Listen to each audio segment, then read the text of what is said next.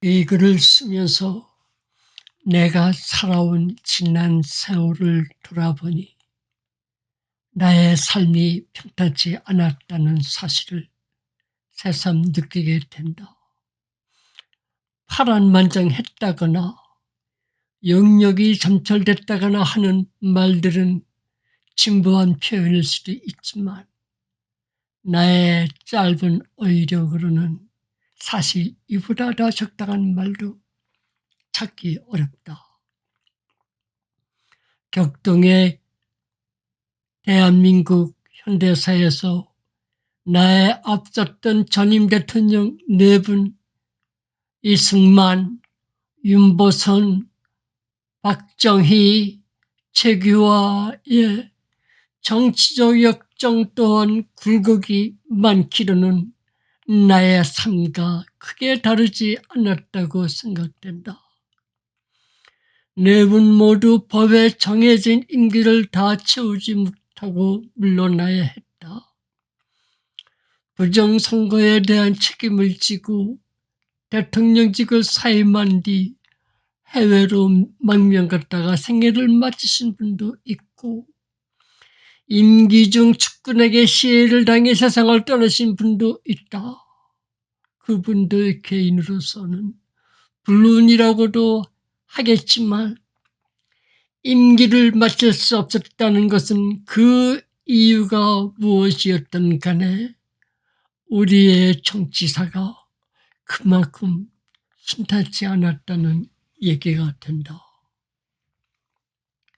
내 뒤로 노태우, 김영삼, 김대중, 노무현, 이명박, 박근혜 대통령 등 6분의 대통령이 나오는데 한 분은 재임 중 국회의 탄핵 수출을 받은 일이 있었고 다른 한 분은 헌법재판소가 국회의 탄핵 수출을 인용함으로써 임기를 1년 가까이 남겨놓은 채 물러나야 했다.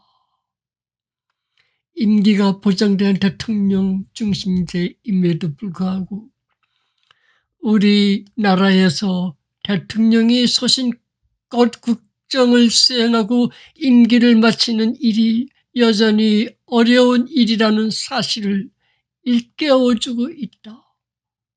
그러나 어쨌든 이제 대통령은 임기가 끝나면 하루도 더 머물지 않고 청와대를 떠나야 한다는 너무도 당연한 권력순환의 순리가 전통으로 뿌리를 내린 것이다. 내가 헌정사상 처음으로 소정의 임기를 마치고 퇴임했고 정부를 평화적으로 후임에게 이양한 것은 우리의 현대 정치사에 하나의 이정표를 세웠다는 의미를 갖는다고 하겠다. 나는 나에게 그러한 기회와 영광을 안겨준 국민과 역사 앞에 감사한다. 나는 평생을 살아오면서 능력이 모자라 하지 못한 일들은 있었지만 해야 할 일을 게을러서 하지 않은 적은 없었던 것 같다. 나라를 위해 헌신한다는 의지와 청정만큼은 부족하지는 않았다고 생각한다. 나는 주어진 일, 시키는 일만 하지는 않았다. 어느 자리에 가든 없는 일도 찾아서 하고 시키지 않은 일도 만들어서 해야 직성이 풀리는 성격이다. 그러다 보니 남이 이루지 못한 성과를 내기도 하고 업적을 쌓기도 했지만 한편으로는 무리한다는 지적을 받기도 했다.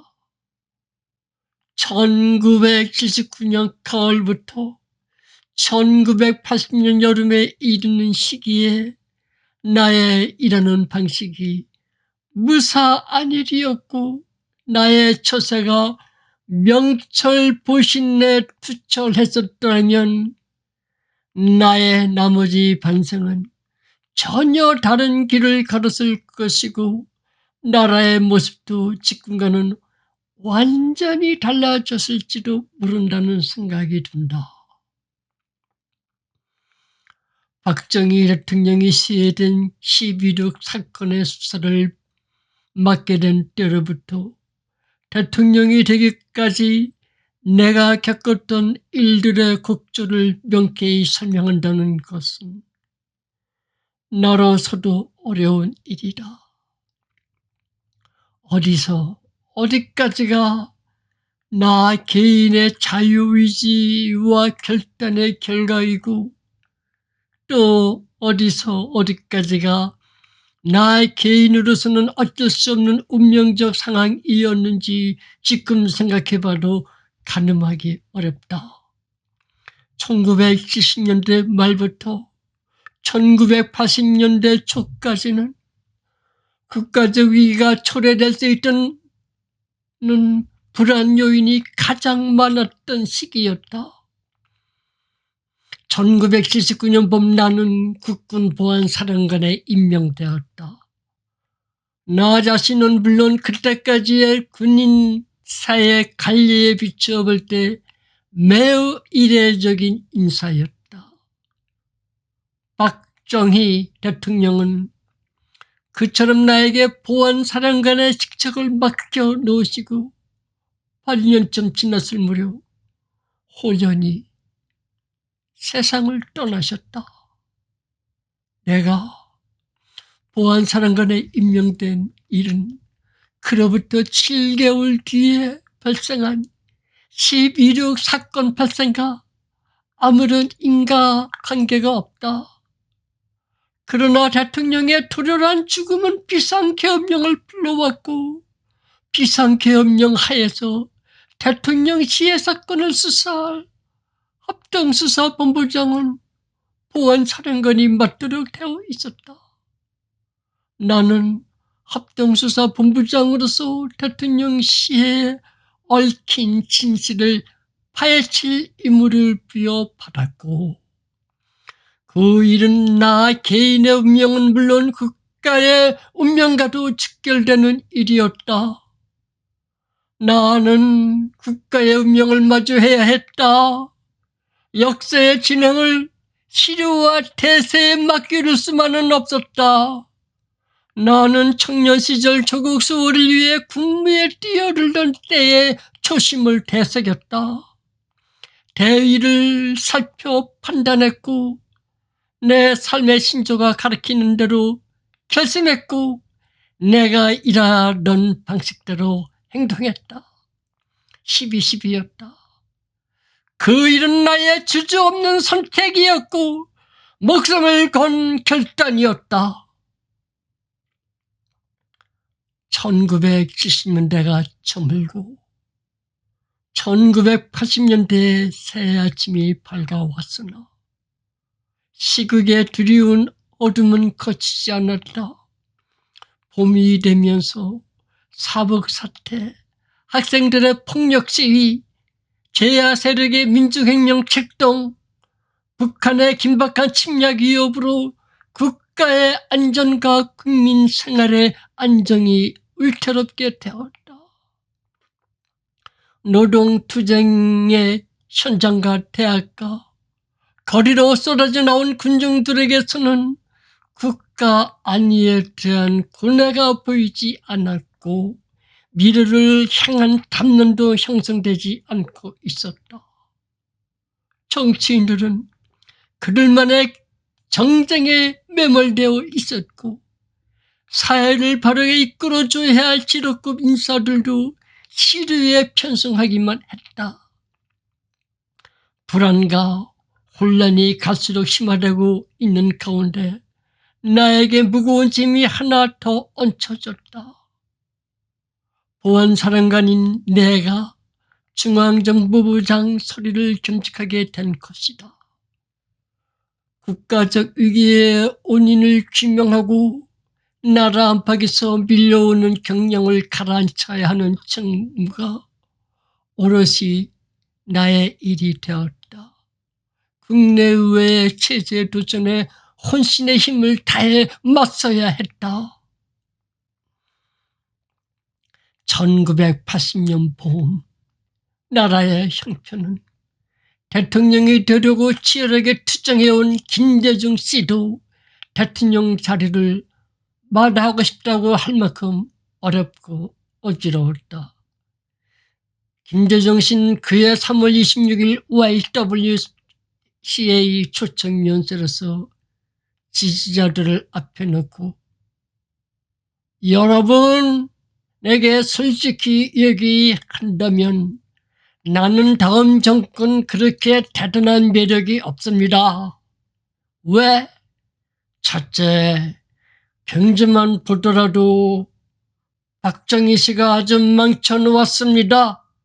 이것을 맡아놓고 수습한다는 것은 다 파먹은 김치뚝에다 머리를 집어넣는 것과 마찬가지입니다. 4년 동안 뒤치다거리나 하고 나면, 그것도 내가 좋아하지 않는 사람 뒤치다거리를 하고 나면 4년은 끝나는 것입니다. 누가 한 4년쯤 해서 실컷 고생하고 난 뒤 그때쯤 가서 내가 맞는 게 차라리 좋겠다는 생각이 듭니다. 라고 했다. 지금 와서 생각해 보니 4년쯤 실컷 고생할 그 누구가 바로 나였던 셈이다. 김대중 씨의 그 연설이 있은 지 2달도 지나지 않은 5월 16일 밤 온유 확보를 위해 산유국 순방에 나섰던 최규하 대통령은 국내의 긴박한 상황을 보고받고 일정을 앞당겨 귀국한 직후 이러다가는 이 나라를 제대로 후손에게 물려줄 수나 있으려나 라고 한탄했던 것이다. 나는 최규하 대통령 정부의 붕괴 위기를 극복하기 위한 올지 시국 수습 방안을 건의드렸다. 그 일은 대통령의 정보 참모로서의 내 직무 수행이었다. 최 대통령은 그 다음날 나의 건의안을 제거했다. 나라를 제대로 후손에게 물려주기 위해서는 그렇게 시국을 수습해 나갈 수밖에 없다는 결단을 내린 것이다. 그렇게 해서 파국적 국가 위기가 수습된 뒤 내가 선택할 수 있었던 길 가운데 하나는 무거운 짐을 벗어놓고 모든 공직을 떠나는 일이었다. 그 한 가지 선택은 아마도 공을 이루고 나면 물러나는 것이 하늘의 도리라고 한 노자의 가르침을 따르는 것이었다. 그렇다면 나는 대통령이 되는 영광을 누릴 수 없었겠지만 임기를 마친 뒤 내란 쓰게라는 주홍 글씨를 달게 되는 일도 없었을 것이다. 어떤 이들에게는 아직도 12.12와 5.17이 내 사적인 권력 추구의 출발점이라고 단정되고 있겠지만 나를 역사의 전면에 끌어낸 것은 시대적 상황이었다. 혼란과 갈등의 소용돌이는 누군가의 헌신과 희생을 요구한다. 비상한 상황에서는 불가피하게 비상한 수단을 사용할 수밖에 없는 경우가 있는 것이다. 순리에 따른 절차에 얽매여서 사후의 책임, 추궁과 비판을 두려워해서 때를 놓치면 자칫 수습할 수 없는 재앙을 맞게 된다. 비상한 상황을 돌파하는 데 선두에 서는 사람은 그 일이 성공했을 때 지도자로 떠오르기도 하지만 그 과정에서 치명적 상처를 입기도 한다. 역사는 그렇게 사람을 불러내 사역하고는 또 그렇게 버리기도 하는 것이다. 역사적 인물의 등장은 시대적 상황의 산물이라는 말이 있다. 나는 역사가 사용한 하나의 도구였는지도 모른다. 재규와 대통령은 12력 직후 당신이 대통령을 맡게 된 상황과 관련해 모든 게 승명하고 싶어도 그렇게 되지 않으며 하기 싫어도 버티어도 안 할 수 없고 역사 속에서 개인으로서는 어떻게 할 수 없는 무엇이 있는 것이지요. 그 당시 상황이 어쩌면 모두 지나가는 역사의 흐름인데 라고 측근에게 신뢰했다고 한다. 울간조선 1993년 6월로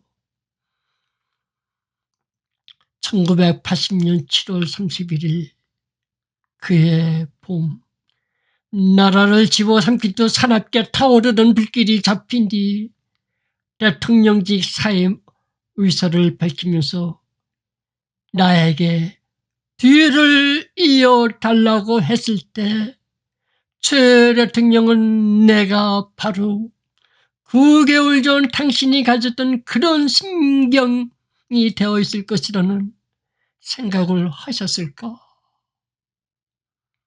국가, 역사, 승명 이런 말들이 내 머릿속에 다른 모든 상념들을 압도하고 있었을 것이라는 것을 나의 대통령 취임은 상황의 산물이고 시대의 역청이었다.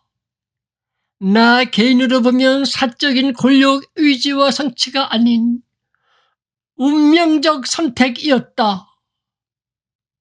대통령이 된 뒤 나는 전 먹던 힘까지 다 쏟아 부으며 모슴처럼 일했다. 오 공화국을 권위주의 통치 시대라고 단정하는 사람들은 모슴처럼이란 내 말에 고개를 갸웃거릴 것 같다.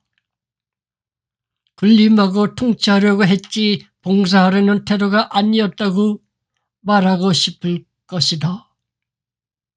대통령에 취임했을 때 나는 당시 우리가 직면한 위기적 상황을 돌파하기 위해서는 법이 정하고 있는 대통령의 권한을 가장 능률적으로 행사할 필요가 있다고 생각했다.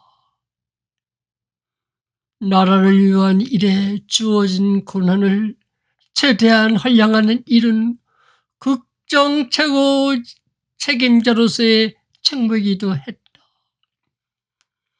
대통령의 국정행위가 차질 없이 수행되려면 강력한 통치력이 발휘될 수 있도록 대통령직의 권리가 확립되고 대통령의 말에 이엉이 서야 한다고 생각했다. 나는 임기를 마치는 날까지 대통령직의 권위와 권한을 온전히 확보하고 있었다. 그러한 국정장악력은 주요 정책 과제들을 결단하고 강력히 밀고 나갈 수 있는 여건을 만들어 주었고 정치 사회적 안정과 질서를 유지하게 하는 힘이 되었다. 비판자들은 1980년대에 그 안정과 질서가 공안 통치 군부 독재에 의해 유지된 것이라고 지적하는 것 같다. 나는 재임 중 국방상의 예외 목적으로 군을 이용한 일이 없다. 정치 상황을 타개하는데 군의 힘을 빌린 일이 없으면 물론 군이 동원되는 의수령이나 계엄령을 단 한 번도 발동한 일이 없다. 대통령은 막강한 권한을 행사할 수는 있으나 전지전능하지는 않다. 아무리 위대한 지도자라 하더라도 초상황적, 통시대적 존재는 아니라 주어진 여건과 시간적 제약을 뛰어넘을 수 없는 것이다. 7년 임기가 짧지만은 않지만 산적한 국가적 과제들을 모두 한꺼번에 이뤄낼 수는 없다. 우선순위를 따져 급한 일부터 해야 한다.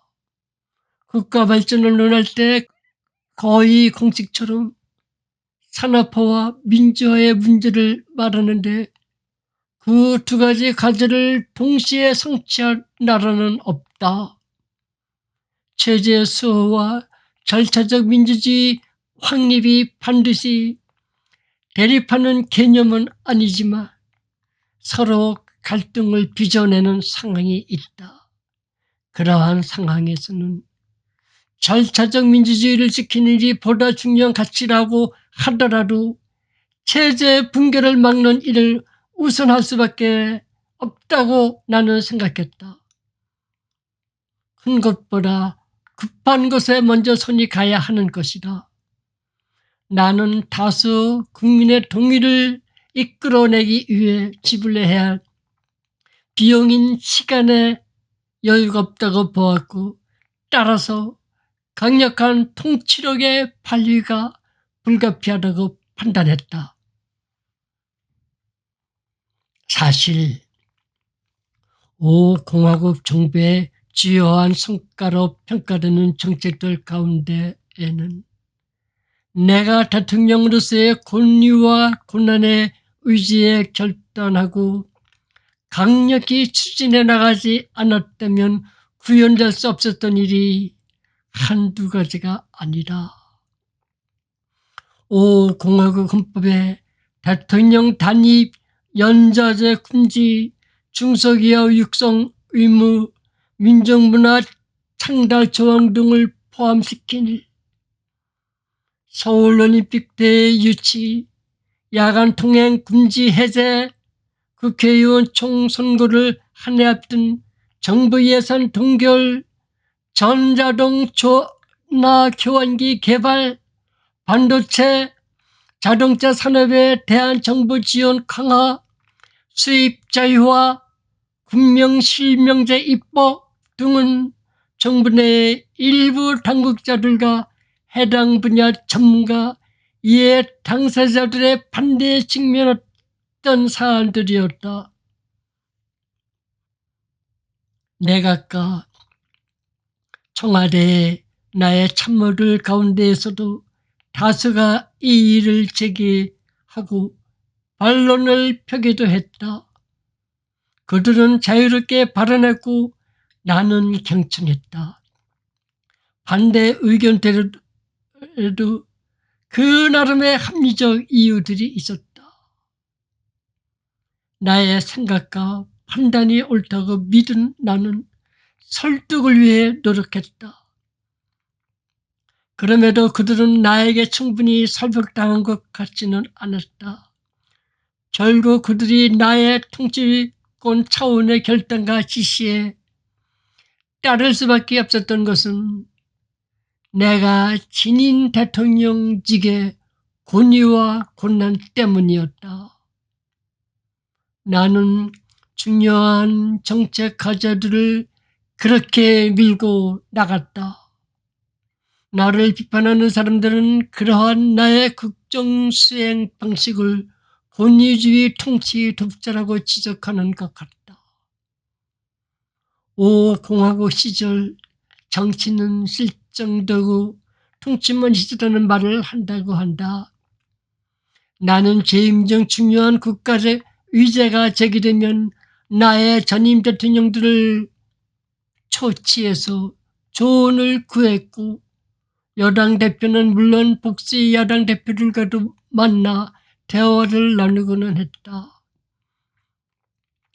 1987년에 6.29 선언만 하더라도 내각제를 추진하던 나의 발상의 전환에서 비롯된 것이지만 그러한 폭넓은 대화 정치의 과정을 거친 결과물인 것이다.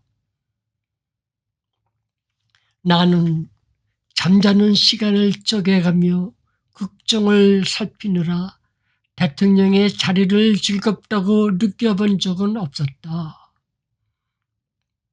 이할sem이 일한 것은 대통령인 나뿐만이 아니었다. 공직자와 국민들도 함께 뛰었다.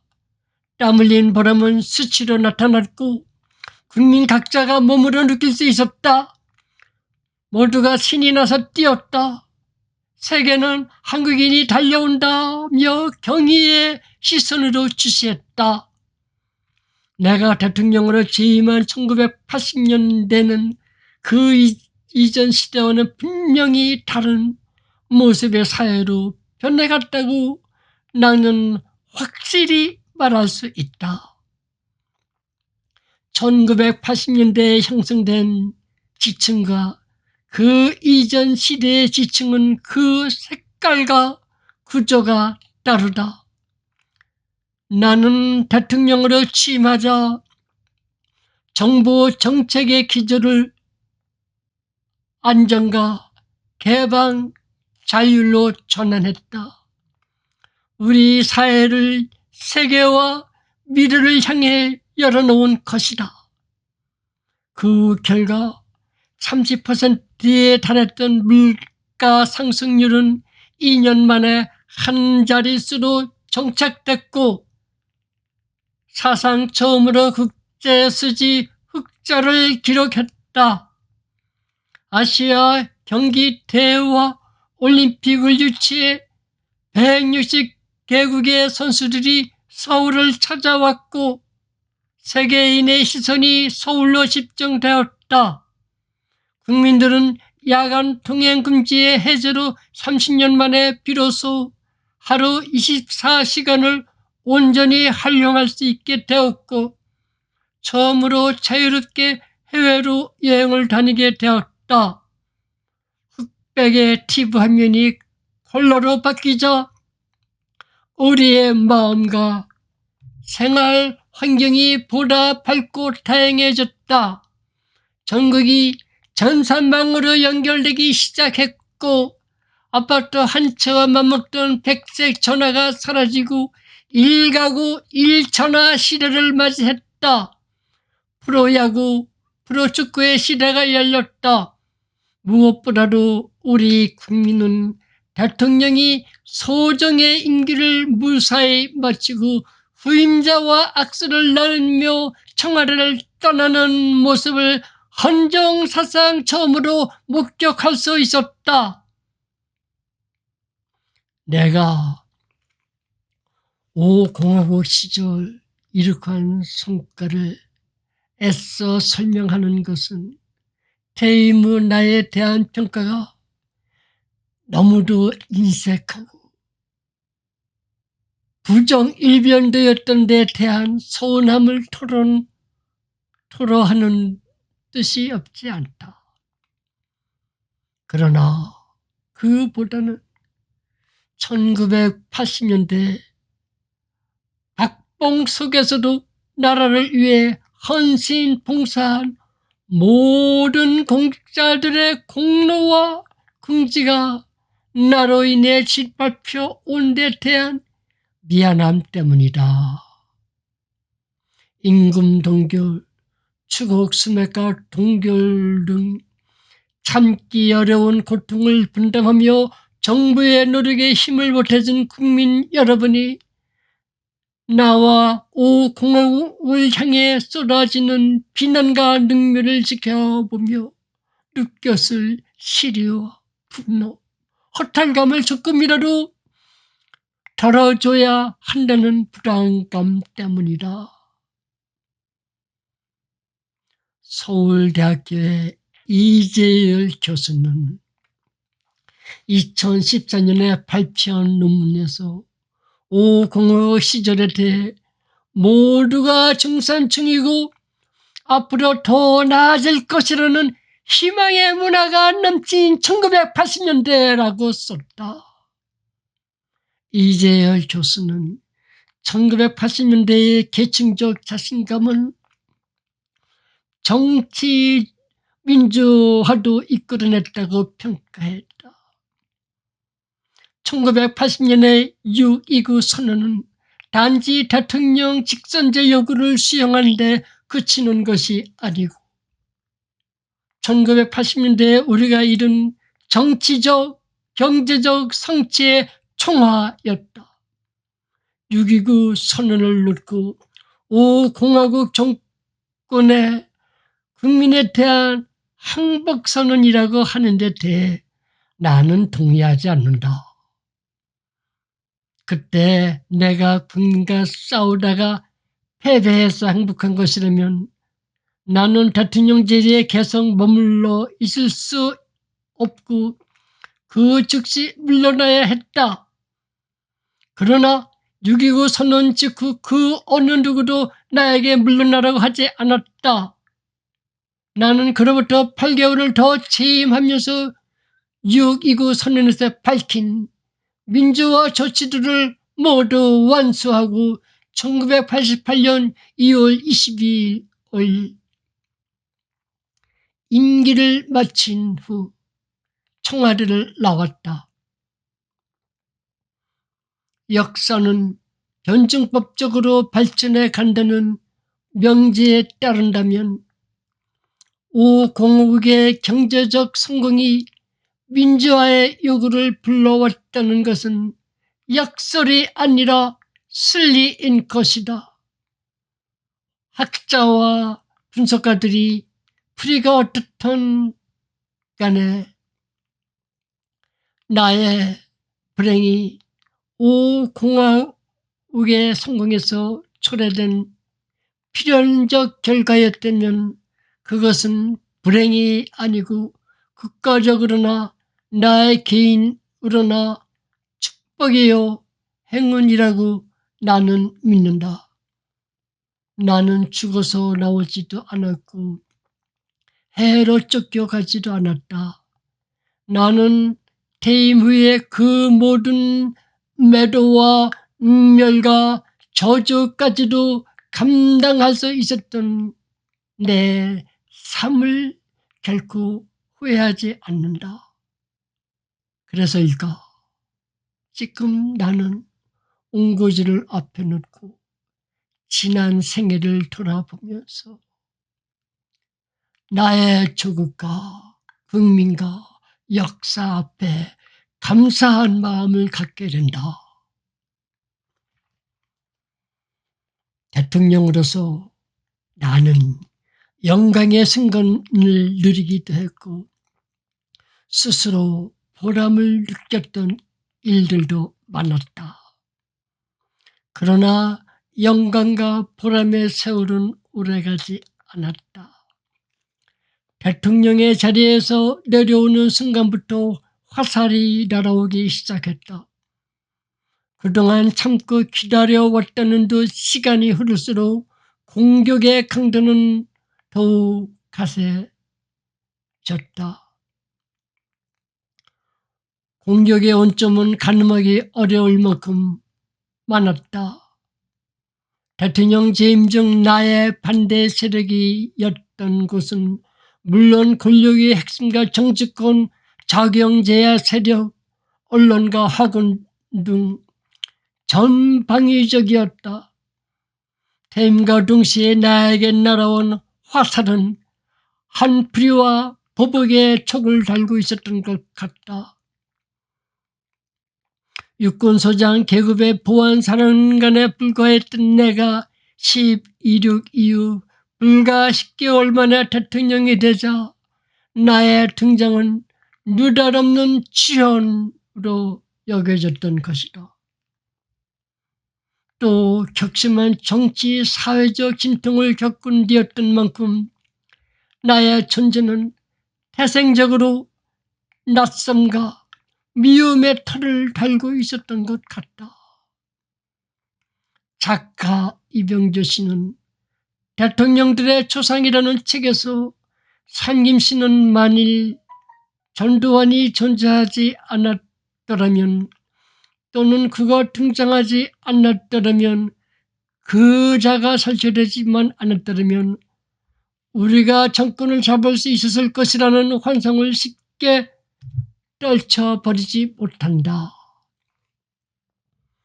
이러한 아쉬움이 증오의 밀들을 짙게 하고 저기를 증폭한다. 이런 정황인데다 전두환은 박정희 정권에 대한 미움까지를 감당해야 했다고 썼다. 그러니까 내가 권력의 갑옷을 벗자마자 화살말이 관역이 된 것은 어찌 보면 예비되어 있던 일이다. 나의 5공화국에 대한 비난과 규탄은 아무나 아무 때나 아무렇게나 해도 다 잘하는 일이 되었다. 명예훼손이나 인격살인으로 지적될 수 있는 언등도 나를 향한 것이면 모두 용납된다.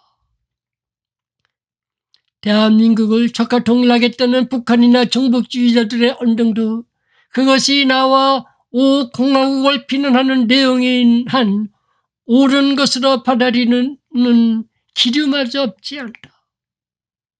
반면에 나와 5공화국을 조금이라도 긍정적으로 평가하거나 옹호하는 일은 절대로 해서는 안 되는 금기처럼 되어 있다.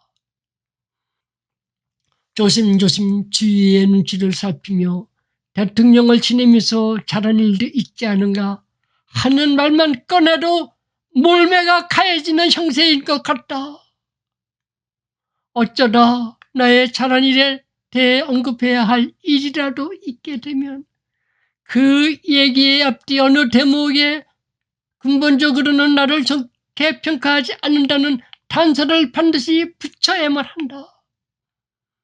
어느 유료 일간지의 논설실장이 박정희 전두환의 인사정책 본받아야 라는 칼럼에서 역대 대통령적 인사정책은 단연 박정희와 전두환이 첫선에 꼽힌다고 써놓고는 바로 이어지는 다음 문장에 취약한 정태생을 메우려 라는 혹을 달아놓는 식이다. 모든 잘한 일에 동기가 오로지 취약한 정통성을 메우려는 뜻이라고 말하고 싶었던 것 같다. 지금까지 나에게 가해져온 모든 낙담과 증오와 저주의 목소리는 주로 강주 사태에서 기인하는 것으로 생각된다. 강주 사태로 인한 직간접적인 피해와 희생이 컸던 만큼 그 상처가 아물기까지는 더 많은 시간이 필요할지 모른다. 또 상처와 분노가 남아있는 한 그 치유와 의무를 씻김 그새 내놓을 재물이 없을 수 없다고 하겠다. 강주 사태의 충격이 채 가시기도 전에 대통령이 되었다는 것이 온죄가 됨으로써 그 십자가는 내가 지게 되었다. 나를 비난하고 모욕주고 저주함으로써 상처와 분노가 사그러진다면 나로서도 감내하는 것이 미덕이 될 수 있을지 모른다. 그러나 나의 유죄를 전제로 만들어진 5.18 특별법과 그에 근거한 수사와 재판에서조차도 강주 사태 때 경군의 투입과 현지에서의 작전 지휘에 내가 가려 했다는 증거를 찾으려는 집요한 추궁이 전개되었지만 모두 실패했다.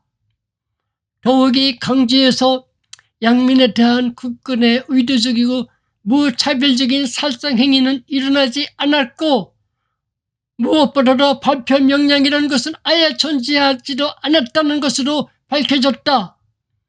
그렇다고 해서 나에 대한 미움이 사라진 것은 아니다. 더욱이 근자의 민주화 운동이라는 강주 사태의 성격과 관련해 고착화된 통념을 뒤흔드는 주장과 그 주장을 뒷받침하는 증언과 증거들이 제시되자 화살을 맞은 맹수처럼 나에 대한 공격은 더욱 거칠어지기도 했다. 검찰은 1980년의 나의 말과 행위 가운데 범죄 구성 요건에 해당하는 사실을 찾아낼 수 없게 되자 외형을 보지 말고 속을 봐야 한다고 했다. 겉으로 보기엔 죄를 지은 일이 없는 것 같지만 나의 가슴속 머릿속을 살펴보건대 범위가 있었음이 분명하다는 것이다. 나의 유죄를 입증한다면서 희한한 색깔론까지 동원했다. 피고인의 머릿속 색깔은 다른 사람들과 달랐기 때문에 같은 행위를 했어도 다른 사람은 저가 되지 않지만 내가 한 일은 저가 된다는 논리였다. 5.17 시국 수습 방안이 국헌 문란의 속내를 감추고 있었다는 사실은 그 뒤 내가 대통령이 된 것만 보더라도 알 수 있는 일이라는 것이다.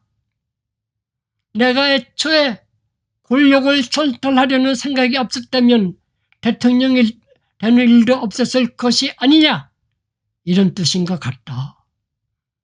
그러니까 나는 대통령이 됐다는 사실 자체만으로 이미 죄인이 된 것이다. 한뿌리의 보복의 손길은 끈질기게 사법기관의 문을 두드렸다. 면소 판결을 지나갔던 사법적 판단은 다시 역사바로 세우기란 이름 아래 소멸시효까지 정지시키는 특별법 제정과 유죄를 전제로 강행된 재판을 연출해냈다. 5.18 특별법의 입법을 전후해 수백 명이 각각 고소 고발인과 피의자, 참고인, 그리고 피고인과 증인의 신분으로 검찰과 공판장에 불려가 엄청난 분량의 진술을 남겨놓았다. 이 책에 수록된 내용 가운데 당시 사건들과 관련한 사실관계에서는 특별히 처음 밝혀지게 됐다고 할 만한 것은 그리 많지 않을 것이다. 5.18 특별법에 의한 검찰 수사와 재판 과정에서 사실관계는 낱낱이 다 드러났기 때문이다.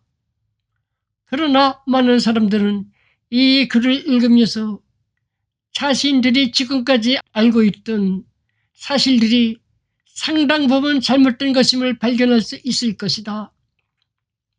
그 진실 내용들이 아주 많이 왜곡된 채 국민들에게 알려져 왔기 때문이다. 검찰은 사건을 수사하고 재판을 진행하는 과정에서 나를 포함한 피고인들에게 유리하게 작용할 내용들은 상당 부분 덮어 놓았다. 피고인들의 유죄를 입증해야 할 검찰의 입장에서는 당연한 처사였을 것이다. 그러므로 5.18 재판과 관련해 많은 국민들이 사실을 잘못 알게 되고 진실을 놓치게 된 책임을 따지자면 그 화살은 언론을 향하지 않을 수 없다. 5.18 재판은 당연히 일본에게 공개돼 있었고 언론도 앞을 다투어 보도했다. 그러나 그 당시 대부분의 언론 보도는 사건의 실체적 진실을 밝힌다거나 공판 진행 상황을 국민들에게 있는 그대로 알려준다는 자세와는 거리가 먼 것이었다. 재판도 하기 전에 유죄를 먼저 선언해 놓은 권력의 비위를 맞추고 시류에 영합하려는 몸짓을 부끄럼없이 드러냈기 때문이었다. 주관적인 의견 기사는 그렇다 치더라도 보도 기사의 기본적인 사실 보도마저 편향과 왜곡이 지나치다고 할 만큼 심했다.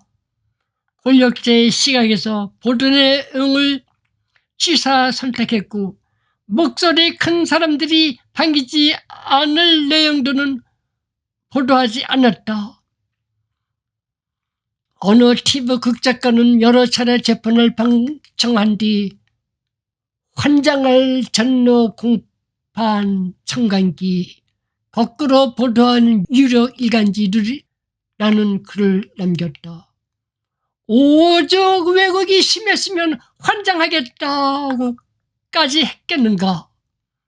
그만큼 부실한 보도만을 접해야 했던 국민은 언론이 제공한 왜곡된 사실을 진실인 듯이 알 수밖에 없었다. 사실 보도의 내용이 잘못됐었기 때문에 많은 국민들이 인식하고 있는 진실과 실체적 진실 사이에는 적지 않은 괴리가 생긴 것이다.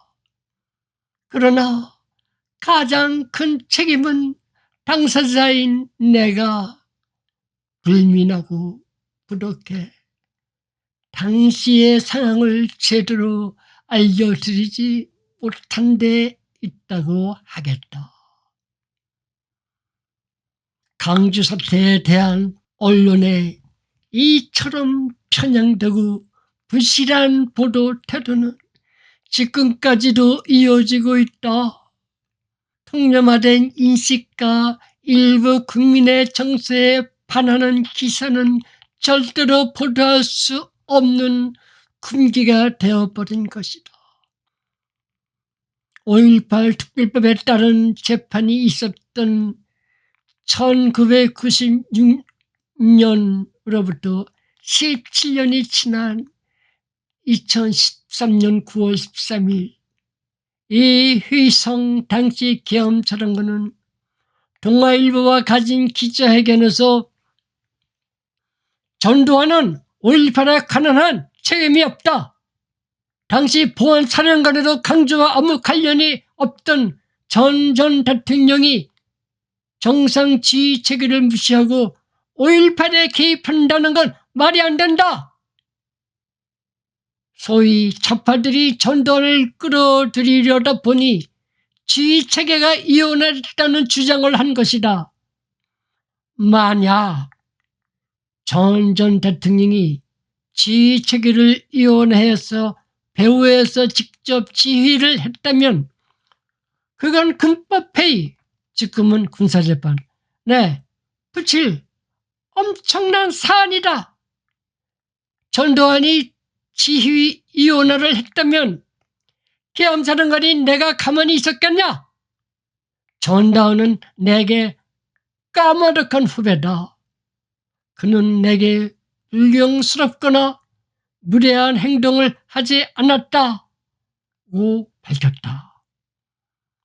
동아일보의 이희성 장군 인터뷰는 5.18 때 내가 현지의 작전을 지휘했고 발표를 명령했다는 선입견아래 이희성 장군의 입에서 그런 내용의 말을 유도해내려는 의도로 마련된 것인 줄 했고 기사도 그런 방향으로 작성된 것이었다.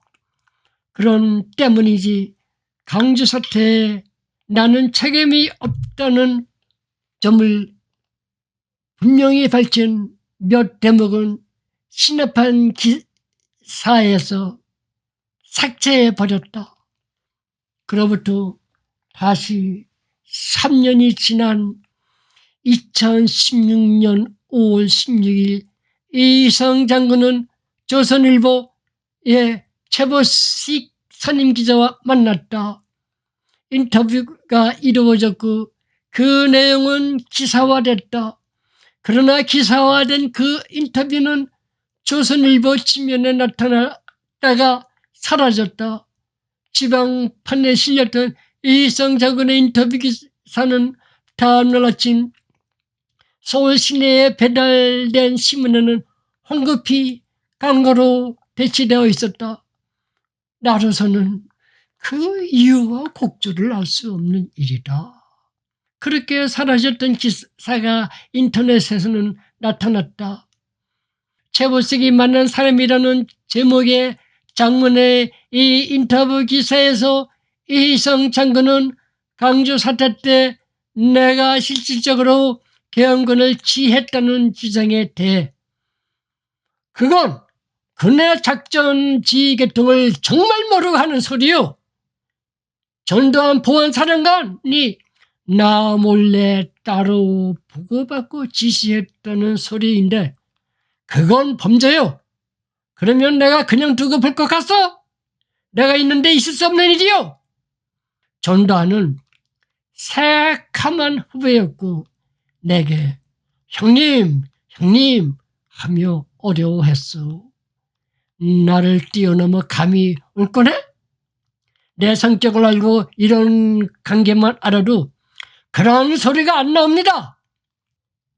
전두환은 밝은 사람이지 음습하지 않아요.